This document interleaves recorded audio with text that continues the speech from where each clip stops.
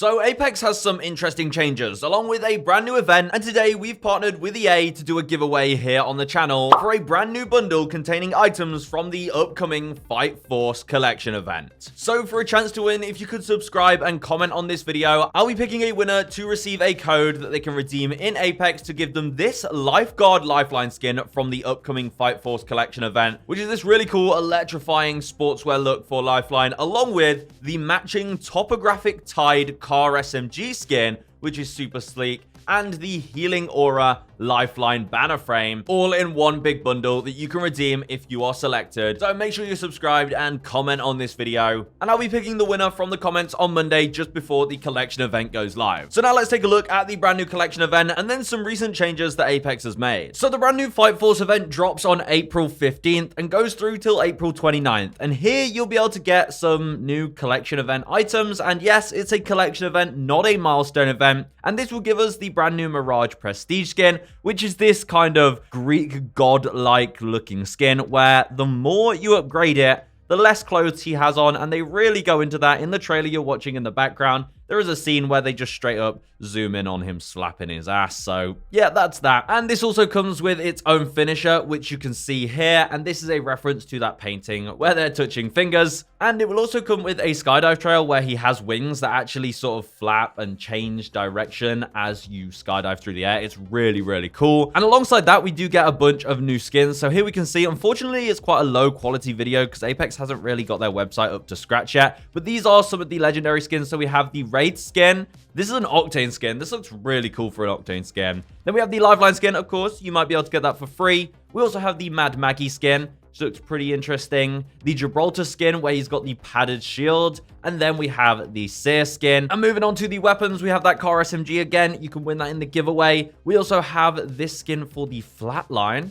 Pretty cool. We also have a G7 Scout skin as well in the same pattern, along with a Longbow skin. And then we have this Mastiff skin for the Mad Maggie. And then finally, we have the RE45 to go with Seer. And we're also going to be getting this new LTM. You could see it in the trailer. And this LTM is pretty interesting. The EPG Extreme. Basically, it's a third-person mode where you spawn in with nothing but the Power Sword and EPG-1. There's no other weapons, no ordnance, no survival items, nothing else but the EPG and the Power Sword. And it's a cool third-person mode, and what's cool is the sword can actually deflect EPG shots, as you could see in the trailer. It's a goofy, fun mode, but I think that's something we need. And here you can see the notes for the mode. So there's going to be 18 players per match, 6 teams of 3 players each. So very small kind of zones. It is the revival style. There's no loot or loot bins, no inventory, no harvesters, nothing like that. Revives and respawns are faster and respawn with extreme loadout again.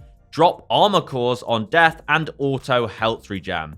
And then another LTM coming on April 29th is the Straight Shot Revival Quads, which will be 32 players per match, 8 teams of 4, with the Straight Shot rules where it's smaller and faster rings with simplified, fully kitted loot. And the revivals are the standard revival rules, where if a teammate is alive, then you will have a respawn timer, and once it hits 0, you will respawn. And it's going to be all kitted weapons and arsenals. And that's all the game modes. And the final creator commissioners to earn the extra 20 packs will be available on April 15th. And there's also going to be a new banner frame when you tune into your faves on Twitch via Twitch drops, and a free 04 creator themed tracker set in the featured store to gift to your friends for free. And there's also going to be a reward prize tracker where you can earn a few things. It looks like there's an Eva 8 skin and this caustic skin up for grabs. So, you know, not crazy stuff, no event packs or anything, but a free tracker nonetheless. So there you go. That is the overall Fight Force event. Now I want to show you in depth all the changes that Apex made in their recent patch. As this balance update tried to shift the meta a little bit, or at least take some weapons out of the spotlight, but let's see if it actually worked. So first of all, there was a change for Ashe. They did give her a slight nerf after her recent buffs. They've increased the ultimate's max distance travel time from 1.4 seconds to 2.5. So this just means that when you're ulting at maximum length, it now takes longer to travel through the portal. In fact, an entire second longer. And this will scale no matter what length you put the portal. And they also increased the minimum distance travel time from 0.3 seconds to 0.5. So if you do even the shortest portal possible, it'll now take 0.2 seconds longer to travel. travel. Honestly, a very minor change. The ult just won't be as snappy and gives your enemies a little longer to react. For Mirage, they actually buffed my boy, and this makes sense now that we're getting his prestige skin. They increased the number of decoys created during his ultimate from 5 to 6, adding to his bamboozle potential. Honestly, I don't think this is a crazy buff, but it's pretty nice for any Mirage mains, especially if you're going to be playing him a lot more with the new prestige skin. And since he gets his ultimate literally like every 30 seconds, we can't complain at an ultimate buff. They're also buffing Conduit's healing capabilities. For her tactical, they've increased the health regen per tick from 3 to 4. So as you can see here, it heals up faster. It's obviously a nice buff. Conduit has been hit with a lot of nerfs, especially since she was meta during the Conduit Revenant era, and it seems they're slowly bringing her up to scratch a little bit more. Another hero that they are trying to buff is Seer, and I think we're going to see a lot more Seer changes in the future, as the devs have mentioned this during Reddit Q&As. But for now, they've buffed his tactical. They've decreased the time for his tactical to hit targets from 1.4 seconds to 0.8. So this is the time that it takes for the target to be hit after the tactical after you've released it, and it's now almost 2 times as fast, so making it much more snappy, and it feels like an instant response when using the tactical. And they've decreased the time for Seer's tactical to finish from 1 second to 0.9 seconds. So to slightly counter this, the enemy will be hit by the ult for 1/10 of a second less, which really you're not going to see much difference there. And I think I prefer these small balance adjustments to legends like Seer, because we definitely don't want them to give him a major buff and make him meta again, because the Seer meta was very annoying. As for the weapons though, they've increased the Hemlock headshot damage by 2. So now 1 headshot on its own will deal 28 damage, but of course this is a burst weapon, so now it means a full headshot burst will deal 84 damage, which is a pretty significant buff,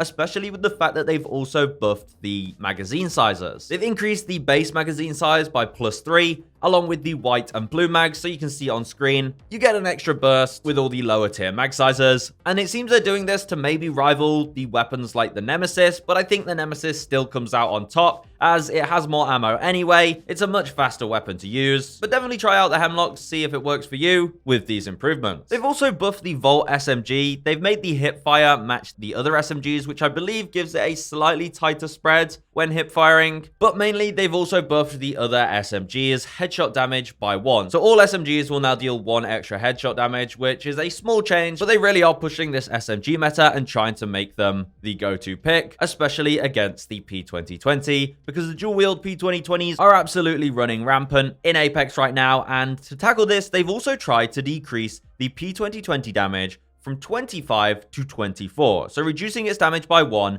to try and make it less of an OP weapon. And well, let me show you what this actually does in practice, because when you compare it to the R99, the P2020 still pretty much outclasses these SMGs in every way, because side by side the time to kill is almost identical. The R99 kills 1/10 of a second faster than the P2020s, however the P2020 kills with plenty of ammo left to spare, so it's much more forgiving. If you miss any of your shots, you're still very likely going to kill them in 1 mag, whereas with SMGs, if you miss some of your shots, you'll very quickly run out of ammo and you'll be pretty much screwed. And you can see that as well in the potential damage per magazine. The P2020 has around 600 damage potential in 1 magazine, whereas the R99 only has around 300. So I don't think this change is really going to affect anything, and the P2020 dual wield is still the go-to. They did also adjust the L-Star. They've increased its vertical and horizontal recoil pattern, and they've reduced its projectile size. So now they've just nerfed it even more after it had plenty of nerfs at the start of Season 24 as well. And finally, for the accelerated weapon hop-up, they've nerfed it slightly. The ult gain from knocks and assists has been reduced from 30 to 20%, and they've fixed an issue with the accelerated weapons where sometimes assists wouldn't grant additional ult charge, so now it should work as intended. And that's everything in terms of balance changes in the most recent patch. What are your thoughts on the current Apex meta? Let me know in the comments, and what you think they should do to improve it.